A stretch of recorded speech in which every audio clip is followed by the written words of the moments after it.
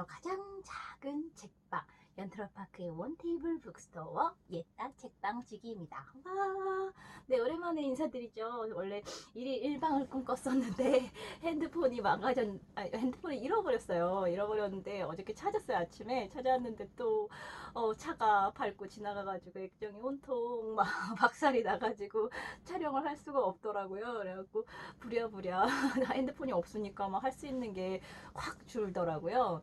동영상을 찍지도 못하고 촬영도 못하게 돼가지고 한동안 영상을 못 올렸는데요. 네, 오랜만에 옛날 책 소개 시작해 보겠습니다. 와, 네, 오늘 소개해드릴 책은요, 짜잔. 네, 백종원의 장사 이야기를 시작해 보려고 합니다. 제가 그 연트럴파크에서 원테이블 북스토어 그 작은 책방을 열고 있잖아요. 그래서 책방을 열면서 도대체 한 달을 딱 해보고 났더니 아 이걸 책을 팔아서 먹고 사는 게 너무 어렵겠구나. 지속 가능하지가 않구나. 도대체 되게 굉장히 많은 사람들이 지금 책방에 뛰어들고 있는데 이 사람들은 어떻게 먹고 사는 거지?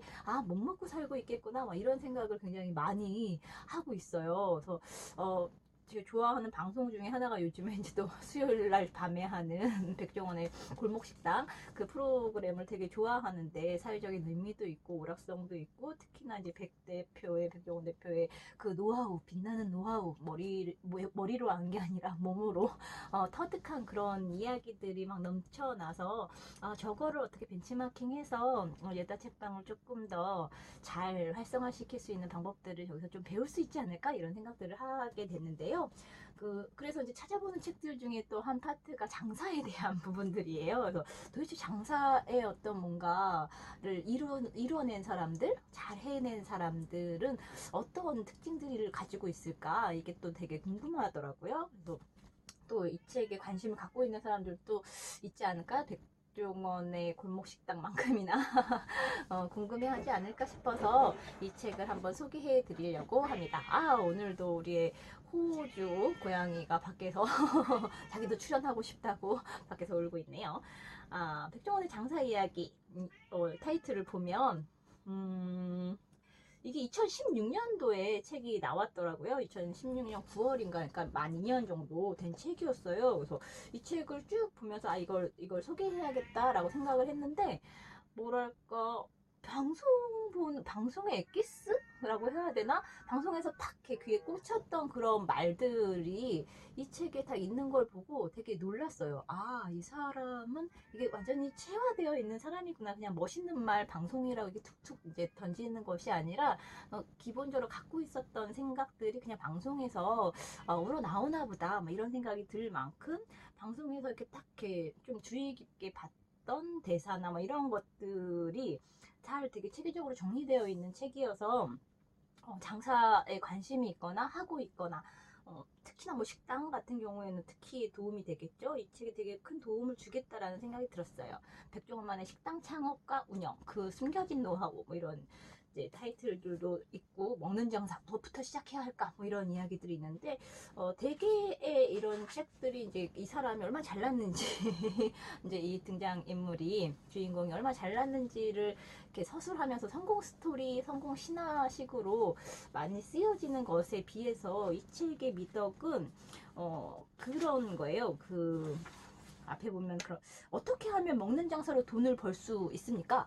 이런 질문을 이제 많이 알려지고 나서 종종 듣게 됐대요. 그래서 이제 한 3년 정도인가를 약간 컨설팅 자문 뭐 이런 이제 고민 상담 이런 것들을 해주는 그런 교육들을 쭉 해오셨다고 하네요. 그래서 그 사람들이 장사하는 사람들이 특히 식당 운영하는 사람들이 가장 궁금해하는 것들을 골라서 이 책을 엮었다고 합니다. 그래서 뭐 이런 이야기들이 있어요. 되게 이제 뭐 레시피나 뭐 이런 거에 대한 이야기는 아닌 것 같고요. 그 장사를 하는 사람들의 어떤 마음 자세? 어떻게 자기 자신을 이렇게 북돋워야 하는지 뭐 이런 거에 대한 이야기, 태도, 자세, 뭐 마인드 이런 거에 좀 많이 중점을 둔 책이에요. 이런 구절이 있어요. 식당이라고 해서 음식 맛만 좋다고 성공하는 것이 아니다. 음식 맛은 기본이고 사람을 대하는 일이 쉬워야 한다. 식당은 사람을 좋아하지 않으면 성공하기 어렵다. 식당의 기본인 음식 맛에 사람이 더해져야 한다는 뜻이다. 이런 주옥 같은 이야기들이 있는데, 이 책을 보면 볼수록 이 사람은 되게 심리의 달인이다라는 생각이 많이 들어요. 어떻게 이렇게 사람들의 심리를 잘 간파하고 있지? 뭐 이런 생각들이 되게 많이 드는 대목이 되게 많아요. 그리고 또 책장을 넘기다 보면 구성들을 보면 되게 잘 돼 있어요. 막 이렇게 뭐랄까, 일단 차례부터 볼까요? 차례로 먹는 장사 돈 벌 수 있을까? 뭐 지금 식당을 시작한다면 무엇부터 해야 할까? 뭐 자격증이 필요할까? 뭐 외식 창업을 위해 가장 필요한 준비 조건은 뭐 이런 것들 쭉 이야기를 하고, 그 식당 창업과 운영, 그 숨겨진 노하우 이런 이야기들을 하고, 제일 중요한 거는 내가 가장 좋아하는 음식이 가장 잘하는 음식이다. 그러니까 좋아하는 것을 공략해라. 뭐 이런 이야기들이 있고요.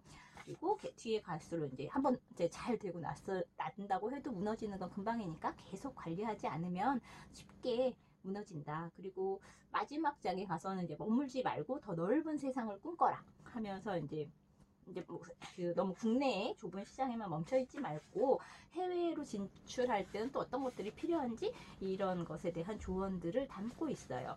그리고 책 읽는 걸 되게 힘들어 하시는 분들도 계시잖아요.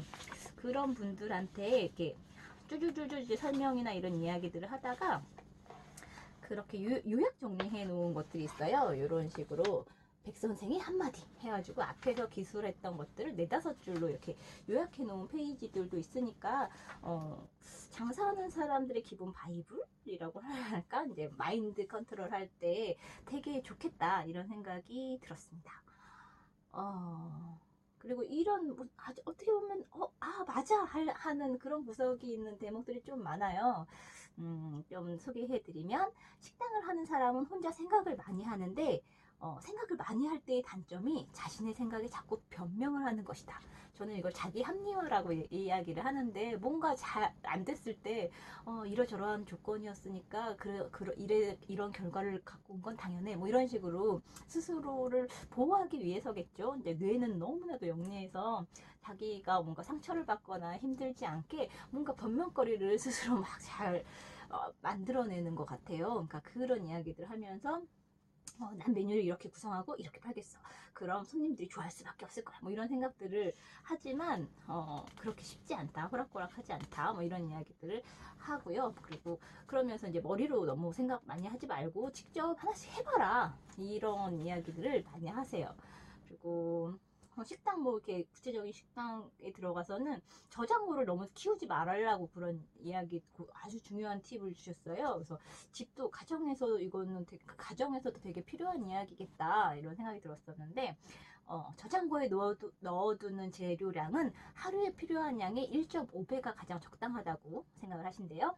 많은 양을 한꺼번에 구입하면 저렴한 가격으로 재료를 살 수 있다는 생각에 저장고를, 우리 가정집으로 하면 냉장고겠죠? 저장고를 자꾸 키우게 되는데, 재료를 저렴하게 살 수 있지만 재료를 저렴하게 살 수 있지만 너무 쌓아두면 오히려 독이 되는 경우가 많다고 그래요. 신선하게 바로바로 사서 이제 만든 음식이 제일 좋잖아요. 근데 아무래도 막 이렇게 많이 사놨는데 장사가 잘 안 된다거나 그러면 그것이 계속 쌓이고 막 이렇게 날짜는 더 늘어나고 막 이렇게 되니까 신선도는 떨어지고 막 이런 악순환이 되풀이 되니까 그런 부분들 좀 조심하라는 그런 조언들도 해주시고요. 여기선 되게 인간적인 매력을 가졌어요. 어떻게 하면 주방 인원의 그 스트레스를 최대한 줄일까 이런 고민도 하셨었대요. 그래서 만드는 사람, 일하는 사람이 실제적으로 동선이라든지 뭐 이런 것들을 고민하지 않으면 이 사람들이 스트레스를 받고, 그렇게 되면 음식에 정성을 들이는데 이제 한계에 이른다라는 그런, 어떻게 보면 굉장히 당연한데 놓치기 쉬운, 그러니까 그 관리자, 뭐 대표나 사장이나 이런 사람들은 이게 더 많이 팔 수 있을 것 같은데라고 생각을 하지만, 직접 일하는 사람들의 동선이나 이런 것들을 고려하지 않으면 사실 그게 어떤 방식으로든 사람이 이제 그만두거나 갈리거나 이런 방식으로도 많이 나타나니까, 이 사람들이 최적화된 환경에서 일을 할 수 있도록 도와라 라는 그런 이야기들인 것 같고요. 또 재밌는 거는 그 직원들을 가르치거나 회의를 하는 건 솔직히 소용없는 일이다라고 이야기를 하세요. 가장 좋은 건 내 스스로의 행동으로 보여주는 것이다. 그 전에는 카운터에만 있다가 손님이 오면 내가 먼저 서빙을 하고 어서 오세요 하고 말했대요. 사장이 하니 종업원들도 흉내를 낼 수밖에 없다. 이건 교육을 하는 것이 아니다. 내가 먼저 하면 종업원은 따라오게 된다. 이런 아주 어떻게 보면 그냥 쉽게 지나쳐 버릴 만한 그런 소소한 팁들, 내용들에 대해서도 또 많은 이야기들을 하고 있어요. 그리고 또 재밌는 건 맛에 대한 부분들인데, 이제 이분은 이제 내가 하려는 식당이나 맛이 어떤 손님들을 대상으로 하는지를 봐야 한다고 이야기를 해요.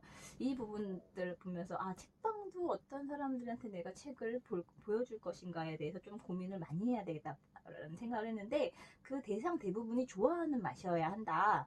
남녀노소 모두가 좋아하는 음식을 만들겠다는 생각 자체가 잘못된 것이다. 이런 이야기들을 하세요. 보자기 법칙이라는 것들을 이야기를 하기도 하는데, 내가 만든 법칙 가운데 보자기 법칙이 있다. 보자기나 수건을 펴놓고 들어 올리면 평평하게 동시에 올릴 수 있을까? 절대 불가능하다. 보자기의 각 끝에 노인, 아이들, 남자, 여자 등이 분포되어 있다고 가정을 해보면 이들이 다 입맛이 다를 거잖아요. 다르면 그런 입맛을 동시에 만족시켜서 보자기를 한꺼번에 끌어올릴 수는 없을 거다. 그럼 어떻게 하냐? 어디든지 탁 잡아서 이제 올리면 결국 어느 순간이 지나서 보자기의 모든 부분이 따라 올라오게 되어 있다. 이게 보자기 법칙이라고 해요. 그래서 어떤 모두를 만족시키겠어 라고 생각을 하면 맛이 이 맛도 저 맛도 아닌 그런 상태가 많고, 뭐 1000명이 있으면 1000명 모두 다 똑같은 맛을 느끼지 않는다. 그러니까 그런 욕심 자체를 버리고 내가 좋아하는 맛이라든지 이 정도면 괜찮겠어 라는 부분들이 있으면 거기에 딱 공략을 해서 사람들이 좋아할 수 있는 어떤 요소나 이런 것을 연구하는 것이 더 바람직하지 않을까, 이런 이야기들 하고 있어요. 그리고 자기가 이제 좋아하는, 내가 가장 좋아하는 음식이 가장 잘하는 음식이다. 이런 이 코너에서는 음식 메뉴를 만들 때 내가 팔고 싶은 메뉴를 만들어서 이걸 어떻게 손님들한테 이해를 시킬까가 아니라 왜 이게 없지? 라는 생각에서 시작을 한대요. 그것도 난 이렇게 먹고 싶은데 왜 이게 없지? 이런 생각들이 중요하다고 그러네요. 그때 조심해야 할 게 내가 너무 주관적이지 않은지 이 부분들도 좀 돌아볼 필요가 있다고 하고요. 네.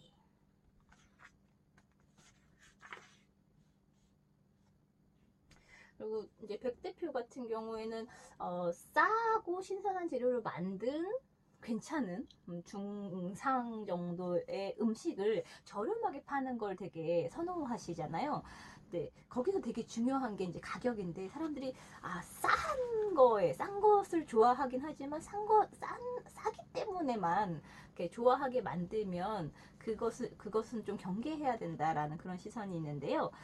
이런 이야기가 있어요. 해외 유명 이런 이야기가 있어요. 그러니까 M사의 맥도날드 같아요. M사의 맥모닝이겠죠. 맥모닝이 아침 식사의 대명사가 된 것은 싸기만 해서가 아니다. 지속적인 광고를 통해서 맥모닝을 먹어야 하는 이유를 만들어줬기 때문이다. 사람들은 양면성이 있다. 싼 것을 선택하고 싶지만 싼 것을 선택했다고 해서 창피해지면 안 된다. 싼 걸 먹어도 겉으로는 폼이 나야 된다. 난 합리적인 사람이야. 뭐 이런 거겠죠. 내가 아니면 이거는 하물며 값도 싸. 뭐 이런 거잖아. 이렇게 좋은 장점들이 되게 많은데 하물며 값도 싸. 난 그래서 이거를 선택한 거야. 뭐 이런 느낌을 줘야 한다라는 것 같아요. 그래서 내가 그 메뉴를 선택한 이유의 90%가 저렴하다는 점 때문이라고 해도 그런 겉으로는 폼이 나야 된다는 그런 이야기들을 하면서, 디저트 시장은 인테리어 같은 외적인 것에 계속해서 변화를 줘야 한다. 맥모닝을 선택하는 이유가 세련된 이미지 광고를 덧 입혀서인 것처럼 그렇다고 해요. 이런 이미지를 만들 수 있다는 게 참 부럽다고도 하고, 백 대표 역시 그 짬뽕에 세련된 이미지를 입혀보고 싶다고 그러네요. 가격은 싸지만 먹으면 세련되고 폼나는 이미지. 어떻게 하면 짬뽕에 그런 이미지를 입힐 수 있을까? 이때는 2년 전에는 이런 고민들을 하셨다고 합니다. 장사, 식당이면 더더군다나 좀 더 읽어보면 참 좋을 것 같고, 그렇지 않더라도, 내가 뭐 우리나라의 자영업은 이미 이제 포화 상태를 넘어선 지가 오래됐다고 하니까, 하는 사람들이 쉽게 놓치기 쉬운 이야기, 특히 손님에 대한 나의 이제 마음가짐이나 이런 것들을 이제 되새겨보게 하는 어떤 그런 지점들이 있는 것 같아요. 이 사람 도대체 사람의 심리를 어떻게 이렇게 알았지? 장사를 한다고 해서 다 아는 건 아닐 텐데, 원래는 그렇게 사람을 그러니까 사람 만나거나 이런 걸 좋아하지는 않았다고 또 그런 이야기들도 있었어요. 그래서 어떤 약간 노력파이면서 그걸 되게 현명하게 바꿔낼 수 있는 그런 좀 유연한 사고를 가지고 있는 분인 것 같다라는 생각이 들고, 여기서 이제 작은 책방에 살아갈 길은 뭘까 좀 고민을 많이 하게 만든 그런 책입니다. 백종원의 골목 식당을 사랑하는 시청자나 장사, 식당 이런 것들 때문에 지금 골머리를 썩고 있는 분들이라든지 어떻게 하면 되는 거야? 막 이런 고민하고 있는 분들이 읽어보면 좋을 책입니다. 백종원의 장사 이야기. 네, 오늘은 여기까지. 네, 또 봐요. 구독과 좋아요 꾹꾹.